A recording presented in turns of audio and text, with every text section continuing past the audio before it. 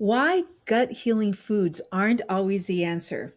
Stay tuned for this next episode of Digest This. Welcome to Digest This, the show that helps you revolutionize your digestive health. Here are your hosts, Dr. Liz Cruz and Tina Nunziato.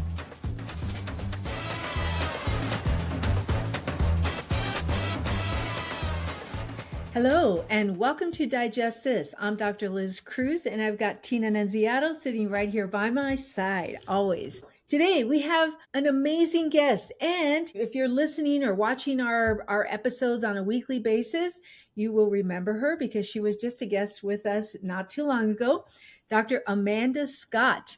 Welcome, Dr. Scott, Thank you for to our coming show. back. Thank you for coming back. Thank you for having me. Absolutely. We loved the first time you were with us, and so we are so excited that you agreed to come back. Dr. Scott is a naturopathic doctor. She practices virtually from Florida and Massachusetts, which I think is awesome. She is very passionate about a lot of different areas. Oh, and she's also an acupuncturist, which I think is great. Actually, how do you do that virtually? We may need to have another. What's soon. That? On hold for now. Coming soon to Florida. Okay. All right. Very cool. Anyways, I am very excited about this topic. I think it's a great topic. Dr. Scott, take it away. I get a lot of patients on my consults being like, yes, I eat a ton of kimchi and sauerkraut and that does it for me. And I'm just like, okay, sounds good if that works for you. But yeah, it's kind of what you were saying before we got started. Kind of share with us why you wanted to talk about this topic specifically.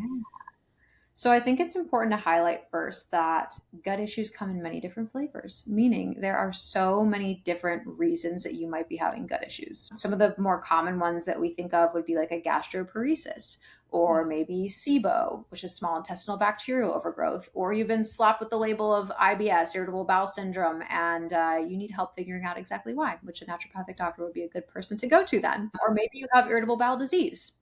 So when we think about healing the gut, every single one of those items is going to have a different approach to doing so. And every single person from a naturopathic standpoint is going to have a different plan in doing so as well, because there are so many different factors about your life and the people you spend time around and your stress and just all of it. So we take all that into account. But something that I have really noticed, and many of us probably see on social media, is that we have these gut healing foods. And what does that mean exactly? I think it's a little bit of a loaded or charged term, because when we have these gut issues, just consuming these gut healing foods per se is not going to fix the issue.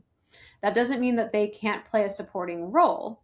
But for some conditions, they actually can exacerbate symptoms and reduce the ability to heal. And sometimes it's not going to be as impactful as you might think.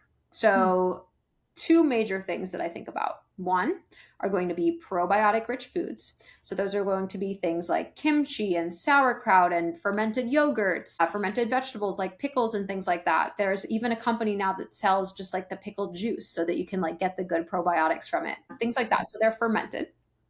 And then we have something like a bone broth that a lot of people also call a gut healing food, right? So we'll start with the bone broth first because that's more simple. So bone broth definitely can be something that can, and I say can, support gut healing. The reason for it is because it's very, very rich in nutrients that are going to help to heal tissues, primarily glycine. Which is, again, really important for tissue healing, collagen turnover, and things like that. So yes, it does have some of the building block support for what can help to heal the gut lining. But if you have damage to the gut lining, which can come from many different things, and a common but not scientific term that many of us know is leaky gut, or what we call in the medical community gastrointestinal permeability, just drinking a bunch of bone broth can't fix that. What we need to do is we need to figure out what is the imbalance of the bacteria that's causing it. Is there a food that you're eating or water that you're drinking or something that you're doing that is continuously damaging the gut lining or is there more of a serious disease that's causing the damage of the gut lining as well? So unfortunately, you can drink all the bone broth in the world. Yes, it can be like a gut supportive food, but it's not going to heal and fix your gut. Mm-hmm. It has its role at some point in terms of being something that's nourishing. From a Chinese medicine standpoint, it is very rich again in nutrients and things that are nourishing. It's warm, that helps with digestive support as well, but it's not something that I would prescribe to somebody to heal their gut. So if you're spending lots and lots of money on bone broth because you think it is something that's going to heal your gut, maybe not the right area to be working on or spending a lot of money on, when you can be working on some other things. So like, for example, making sure that you're eating 3 meals a day, making sure you're sitting and eating your meals in a mindful way, making sure that you're, looking into the foods that might be damaging your gut lining. Again, these aren't like you do one of these things and your gut just magically heals. It takes a lot of different things and the right support from the right provider. But bone broth is unfortunately not just going to heal the gut. Then we go to the fermented foods. So again, these things can be beneficial because they contain probiotics, basically. There is some information that's coming out that they actually are called postbiotics by the time they get to the intestines. So they have a little bit less of an influence, but you're not as much what we call like inoculating the gut with these bacteria because they're not alive anymore. But they do still have an influence. The product still has an influence on what's going on at the gut microbiome level. So just having these fermented foods isn't necessarily going to correct, again, what's going on, whatever flavor of gut issue that you're having. And at the same time, if you're somebody that has something like a mast cell activation syndrome or some other kind of histamine intolerance or something like a small intestinal bacterial overgrowth, these foods, these fermented foods, can actually make you feel a lot worse. So why are we calling them gut healing foods when it really depends on the situation in terms of how it might feel or contribute or reduce your progress of healing your gut? And they're also not something that you can just, eat a bunch of sauerkraut or kimchi every day and your gut's going to be healed. So it really takes more of an approach. And again, these are amazing foods. I use them all the time in practice. I eat them all the time myself, but it can be something that can make your symptoms worse in a certain situation and presentation. You've mentioned SIBO a lot. So what is your treatment plan for somebody who has SIBO? So it completely depends on the case, which I keep giving you this answer okay. but motility is a huge cause. So if we're having a issue with digestive function in terms of how things are moving from the stomach to the intestines, or we're having issues with bile flow. Bile is going to be something that is really important for digesting fats, as that's how most of us know bile, but it also has an antimicrobial benefit. So if bile isn't flowing properly, that's part of the digestive process. It's not going through the intestines, with the stool as it's forming. It's going to allow for certain bacterial populations to grow up more than they should. They kind of have a party. And then in something like a SIBO, it's going to cause fermentation of, if you've heard of FODMAP foods, those are normal foods that we all eat, but they're going to be fermented by the overgrowth of certain bacteria in something like a SIBO. That's going to contribute to different symptoms. So it just depends. Some people might present with SIBO with constipation. Some people might present with diarrhea. Some it might be altering. The treatment plan depends on what we see on a SIBO breath test in terms of if I'll refer them to go to their GI doctor and maybe get a antibiotic like a rifaximin or something like that, or I'll treat them with herbal antimicrobials and things of that nature. But it's all about reducing that overload of that bacterial overgrowth, as well as correcting the gut barrier function, making sure all of the digestive processes are happening properly. So are they making the digestive enzymes that they need from their pancreas? Is their bile flowing properly? Are we having the correct motility? But motility is almost always a factor. So some kind of motility supporting herb like a ginger and or artichoke, and sometimes there's some 5-HTP in different motility activating supplements, is always a cornerstone of that support for SIBO. Awesome. Interesting. Can you give me an example of an herbal antibiotic? Sure, I can. So many people have been taking berberine because they've heard it's a natural GLP-1 support type of supplement. But it's actually something that we often use as an antimicrobial herb to help to kill off certain bacterial populations. So I actually do not often use berberine just blindly in practice for somebody for blood sugar support unless I'm making sure that their gut microbiome is in a good place, or I'm making sure that we have a good game plan for supporting the robust activity of their gut microbiome, because it does have that antimicrobial action. So that can be one. Cloves can be an antimicrobial herb. Garlic can be an antimicrobial herb. So there's different herbs that kind of fit into that category where they help to kill off bacteria that are not supposed to be there, but they also can kill off bacteria that are supposed to be there. So that's why I keep reiterating, it's important to work with a practitioner that resonates with you, that supports you, that provides that empathy and compassion, is well versed on how all of this works too, because you don't want to completely kill off your entire microbiome either. So there's a time and a place for herbal antimicrobials. Would you use some of those for treating H. pylori? There are specific things that are used to help to support H. pylori, yes. H. pylori is very hard to treat. Yes, very hard to treat. Mastic gum is one of the most common things that we'll see. It's used for H. pylori and some of the other herbs that I mentioned occasionally as well. But it's a longer term support and treatment. Okay.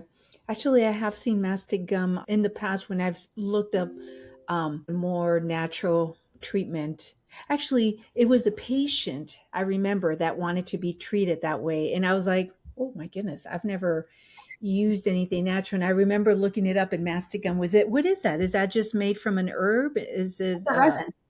Oh, it's a resin. Yep, okay. It's a resin. Okay. Yeah, there's a really good, I talk about Microbiome Labs a lot. I'm a big fan of the company. They have a specific formula themselves called PyloGuard. So that's something that I'll often use in an H. pylori case alongside other things as well. It's kind of to take it home. It's just, these foods can be so supportive and they're great foods, but they can be exacerbating your symptoms potentially. Yeah. And I wouldn't say that you should put your, all the eggs in your basket into a gut healing food, fixing your gut. It's really important to figure out exactly what's wrong with the gut. And that can be, there can be so many different causes to that. Yeah. I always say it's important to get worked up so you know what you're dealing with for sure for any treatment plan. So that's wonderful. Thank you.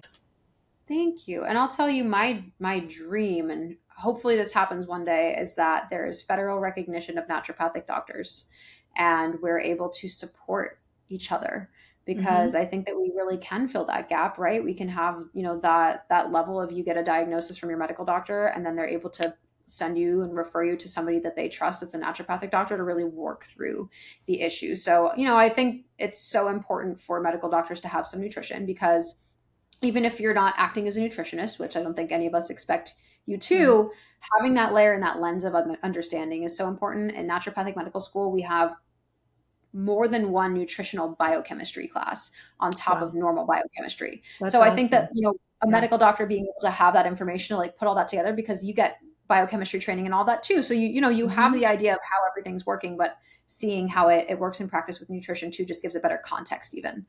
So I'm really excited to see how the new rollout with that education impacts things long term. But I think that a world where NDs and MDs work together in almost every single case would really be where the magic happens in terms of healing our world. Absolutely. Yeah. All right. Well, Dr. Scott, thank you again for such a wonderful discussion and all this wealth of information. I know that our listeners are going to love this one also. And so thank you very much. And hopefully we can have you as a guest on our podcast again soon. I would love that. Thank you so much for having me. So thank you so much for joining us. And if you have not connected with us, please go to our website, drlizcruz.com, and please connect with us that way. If you haven't subscribed, please subscribe so you never miss an episode. And if you haven't rated us, please rate us and please give us a 5. It'll help other people just like you to find us faster. Thank you so much, and we'll catch you on the next podcast. Thank you for joining Dr. Liz Cruz and Tina Nunziato. To learn more about their revolutionary products and services, go online to www.drlizcruz.com.